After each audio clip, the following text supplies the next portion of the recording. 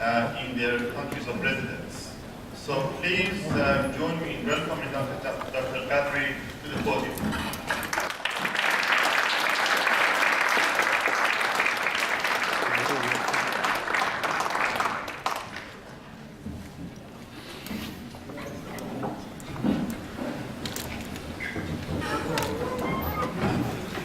Dear students and participants of this session tonight,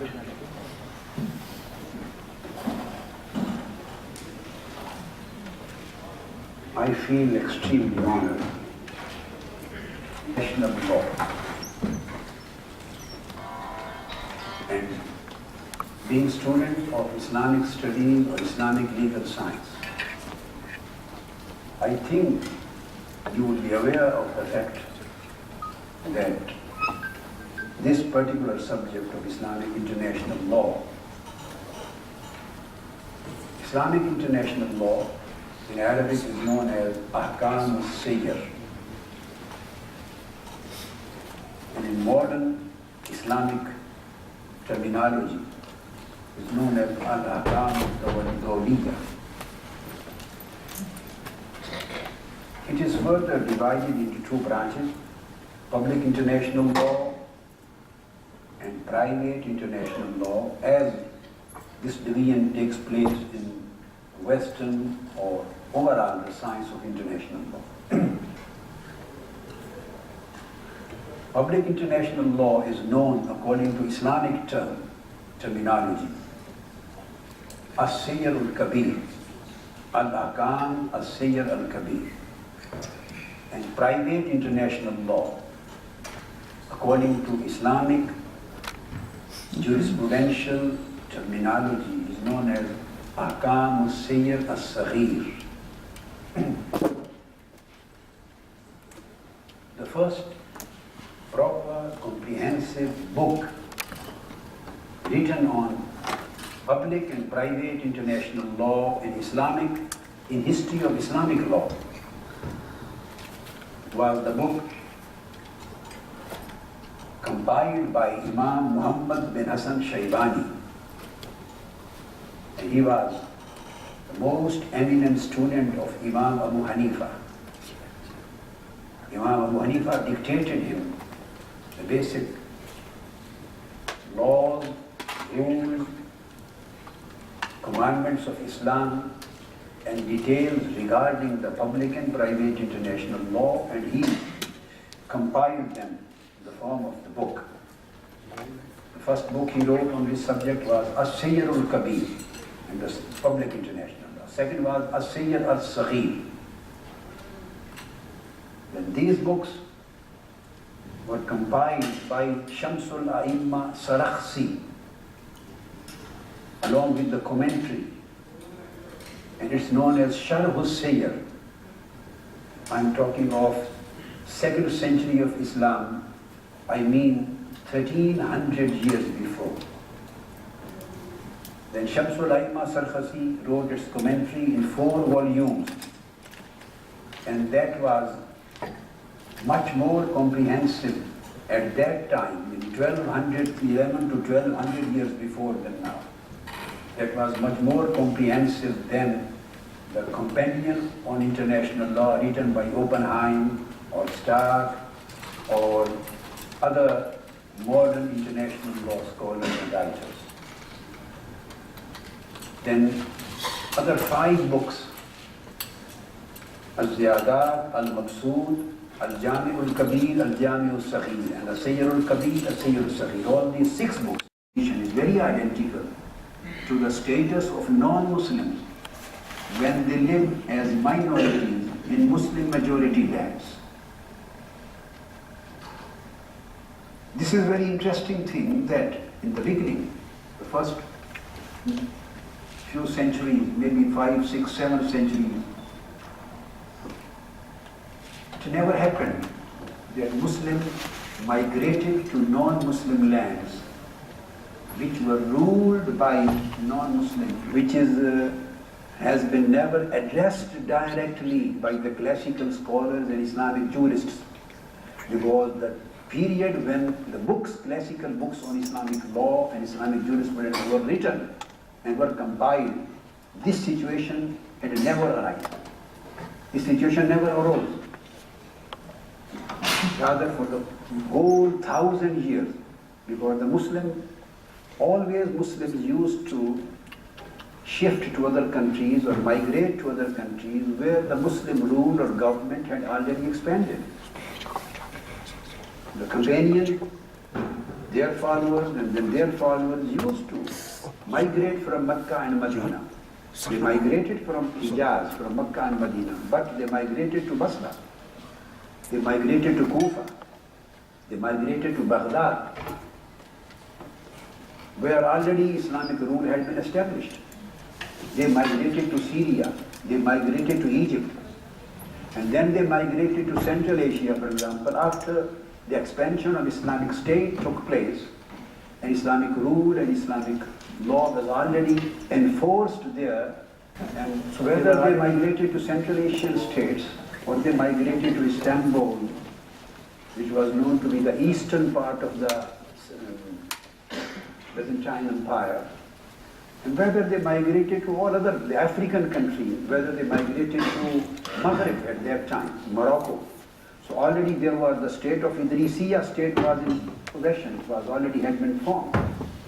If they stayed there in Spain and Cordoba, the Islamic rule had already been established.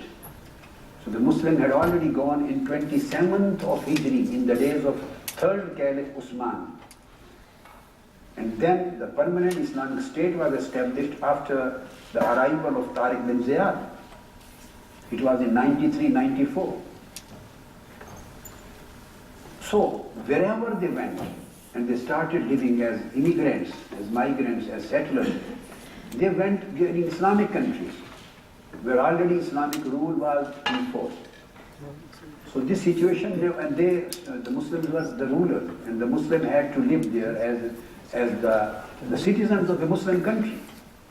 And the non-Muslims, were the Jews or Christians or people belonging to other faiths, they were living as a citizen, honorable, protected and equal, having equal status.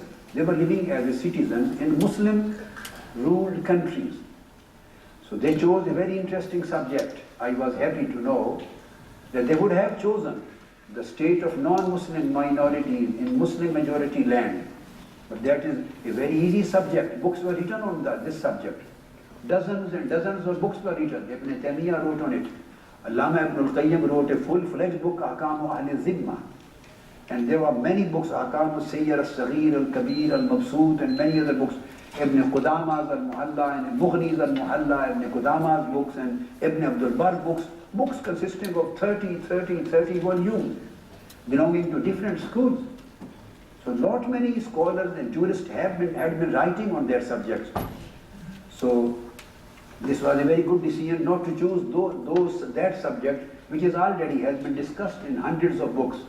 So they chose a subject which was never addressed by the Islamic jurists properly, extensively, because this situation never arose in the classical or medieval times.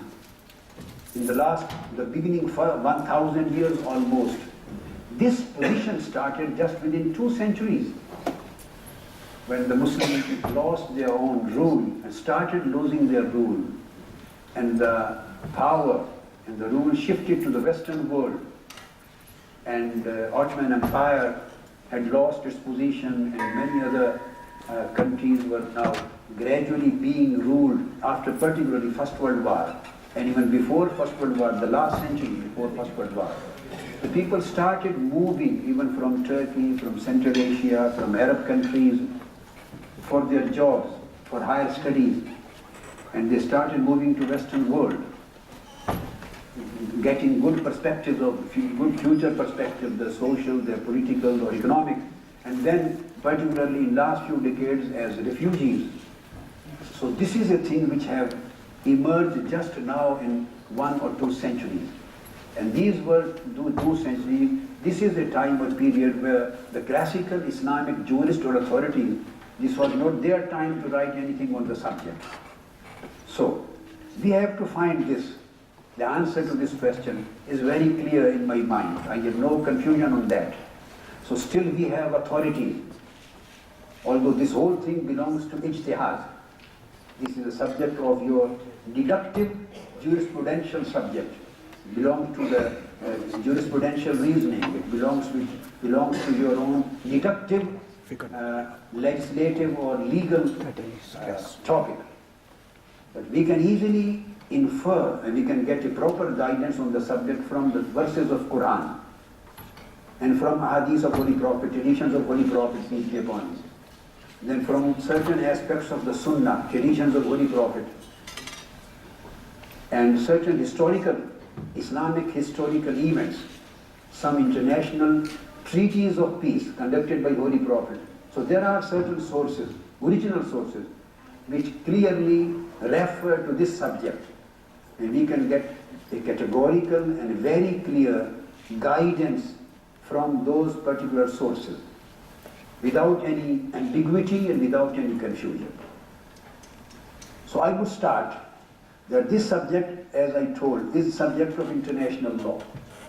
And it deals with the basic relationship of Muslim minority or majority with the non-Muslim minority and majority.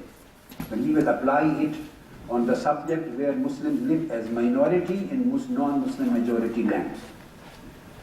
First of all, the point which we have to address in order to find out the reality is to find out what is the exact relationship the Muslim as a community, Muslim community with non-Muslim states or non-Muslim community with a Muslim state. This is equal in both ways. We have to find out the original relationship between Muslims and non-Muslims as community, as society. This is the first thing which will answer the basic topic. So we have to be very clear that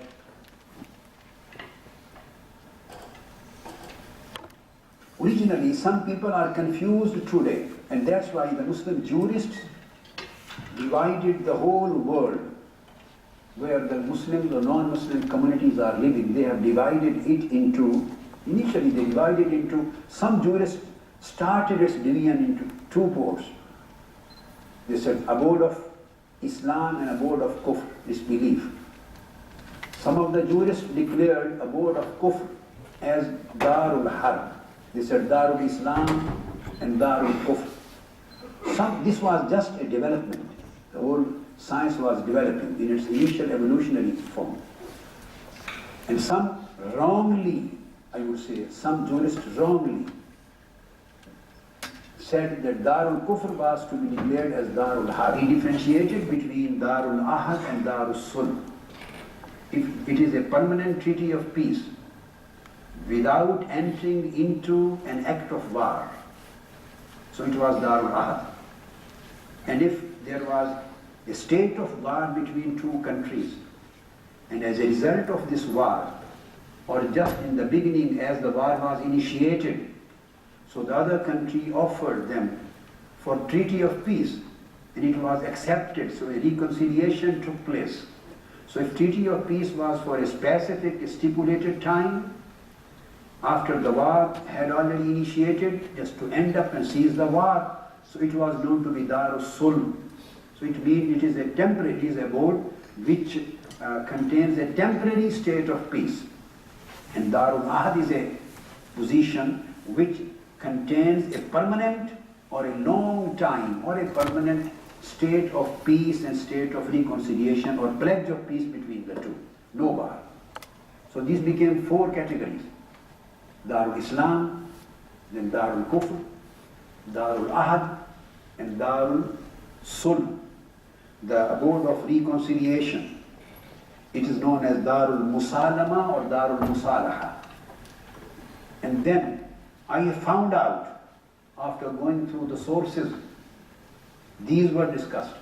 I found out from the original Islamic jurisprudential and legal sources, and in the light of the text of Quran, that there is another Dar too, state, which is known as Darul Muhayyada.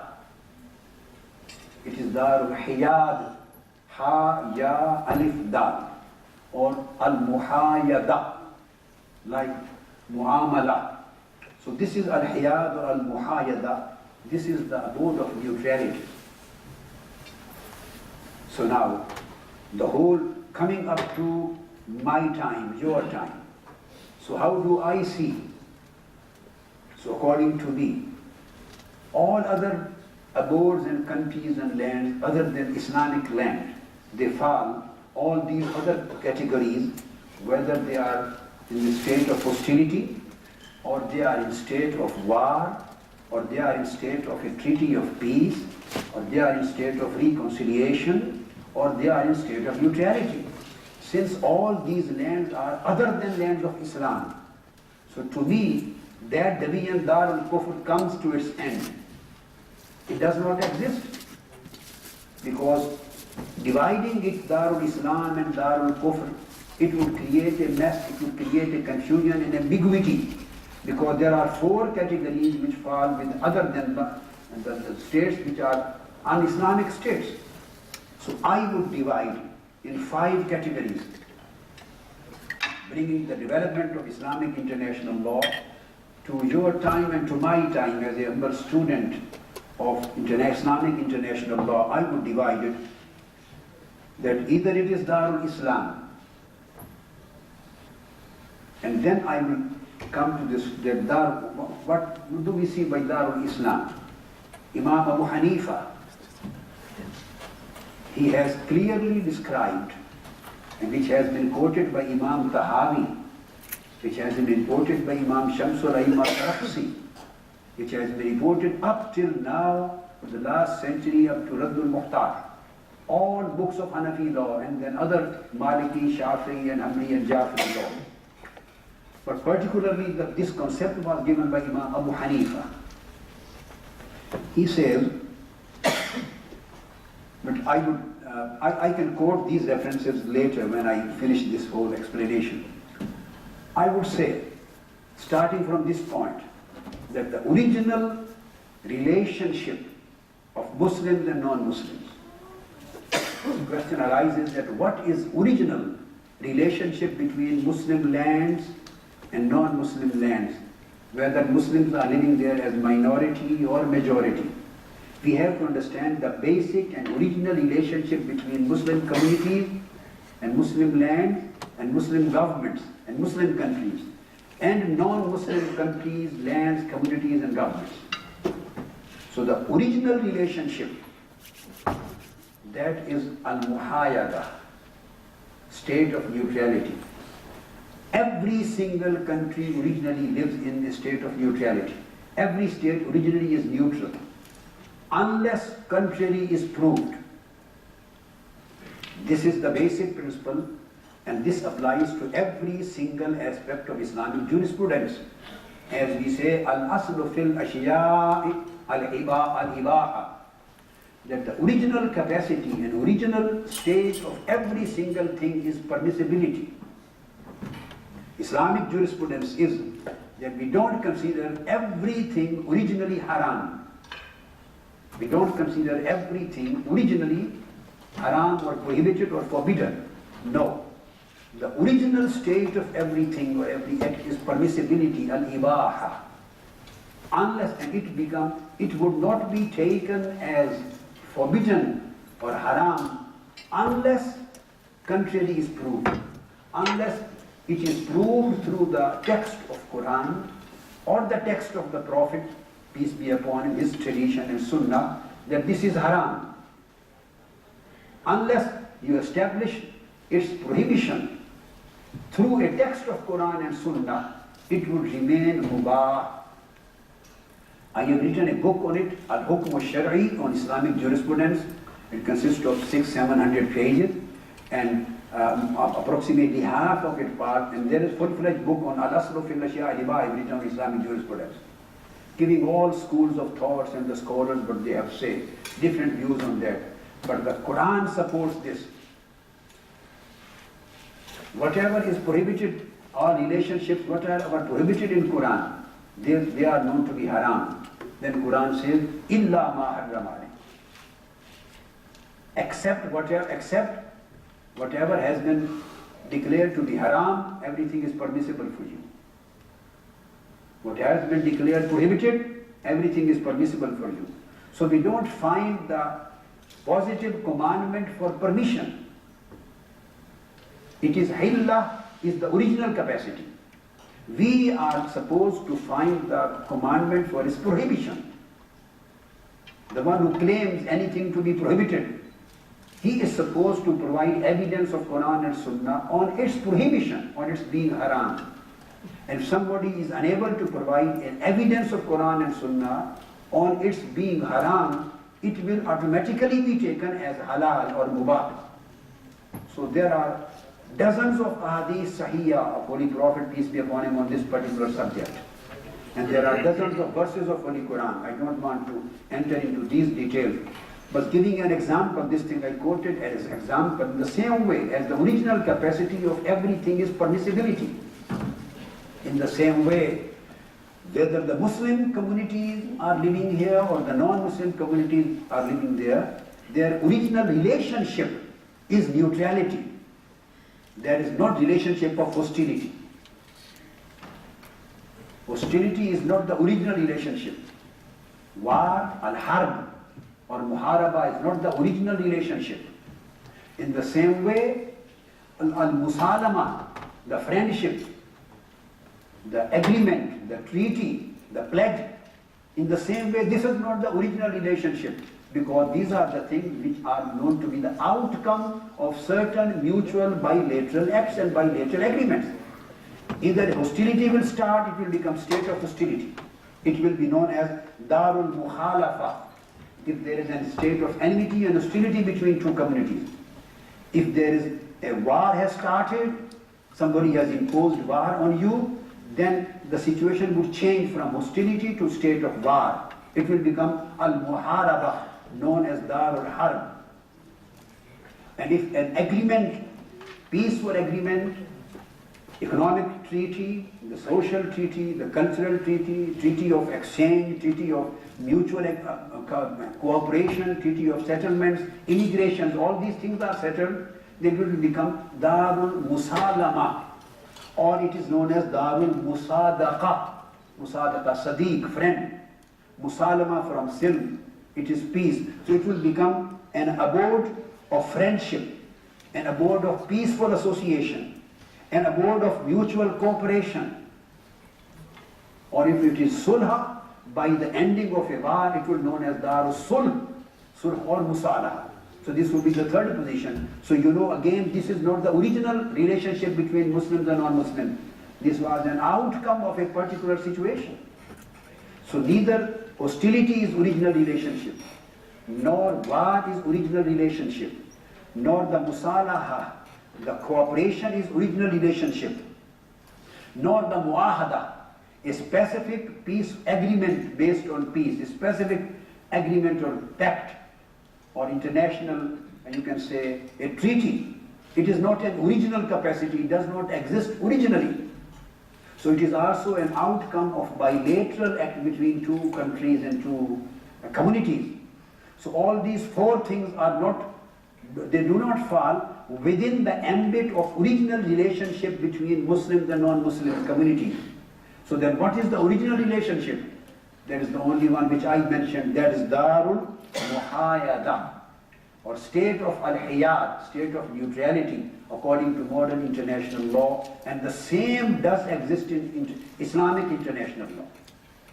So when we start talking Muslims as a minority living in non-Muslim lands, the subject of tonight, or on the other hand, when we talk on the subject where non-Muslims are living as minority in Muslim lands, in both ways, their relationship, Muslims living here in Australia or any other country, as minority, but as a citizens and migrants, and they are living in a country which is majority non-Muslims and non-Muslim known to be non-Muslim land. So the basic thing would be decided on the basis of original relationship between two communities, and between a community and the state, and between the community and the country, community and the society. So the original state is state of neutrality, al-hayat. this is the first answer to that question which we are discussing today, that the original state is neutrality. So there is no hostility permissible for Muslims against non-Muslim majority. No war, any act of war permissible for Muslims living as minority, and I am applying it as minority, as living as majority in any state too. Here is the common factor. So in minority, they can't act as enemies to the countries, to Australian society, to American society, to British society, to Western society, any non-Muslim land, because of difference of faith. But these things do not depend on difference of faith. Here I would like to quote, Imam Abu Hanifa says categorically, I will quote the references, he says that the term Darul-Islam, this is a very significant quotation on Islamic jurisprudence. Imam Abu Hanifa says, and it is quoted by Imam Abu Ja'far al-Tahawi, he died in 321, and he is the major compiler of hadith on Hanafi school of thought. And then it has been followed by other jurists of other schools too. And his book is Ikhtilaf al-Ulama, Mukhtasar Ikhtilaf al-Ulama. It's volume 3. I'm quoting here. He says that this definition of Darul Islam, he says in Kitab al-Sayyar, I'm quoting the reference from that book, and another famous book of Islamic law, Bada'i-us-Sana'i, written by Imam Kasani. This is book of law and jurisprudence, great Imam Alauddin al-Kasani, died in 587, volume 9. So he quotes Imam Abu Hanifa, and very important thing, he says that innal maqsuda min idafati ad-dari ila al-islam wal kufr laysa huwa aynul islam wal kufr wa innama al-maqsud huwa al-amn wal khawf. This is a categorical statement of Imam Abu Hanifa. He says, the great Imam of Islamic jurisprudence, he says that this division, let me explain one thing before coming to it, that all this division, first of all, is not based on Quran. You can't find a single verse of Quran which divides the humanity or the world in different abodes. First of all, this is not the textual thing. Holy Prophet, peace be upon him, has not divided the world of humanity in different abodes. So these two original sources of Islam, Quran and Sunnah, are not the sources which have divided the world in 2, 3, 4 or 5 different parts or abodes. This is totally a concept based on ijtihad, and it arose out of necessity. When expansion took place and the situation got on changing, and Muslims were the rulers and non-Muslims became minorities, and somewhere the Muslim became ruled and minorities and non-Muslims were the rulers afterwards. So when the situation went on changing, so it was the necessity which arose afterward. So this is based on ijtihad, this is juristic thing.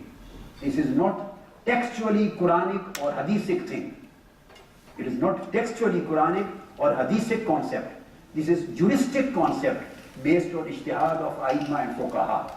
Let me explain this thing. Now coming, that's why I am quoting about this division, quoting the Aimma and Fuqaha, because this division was not present in the time of Holy Prophet, and it was not mentioned in the verses of Quran and not in the traditions of Holy Prophet.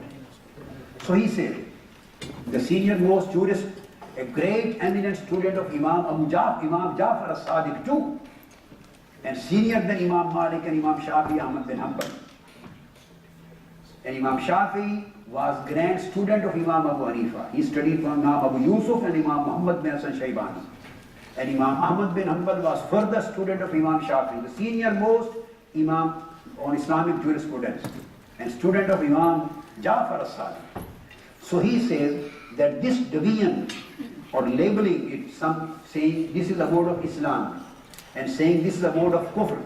He says this division and term Islam and Kufr does not mean religion.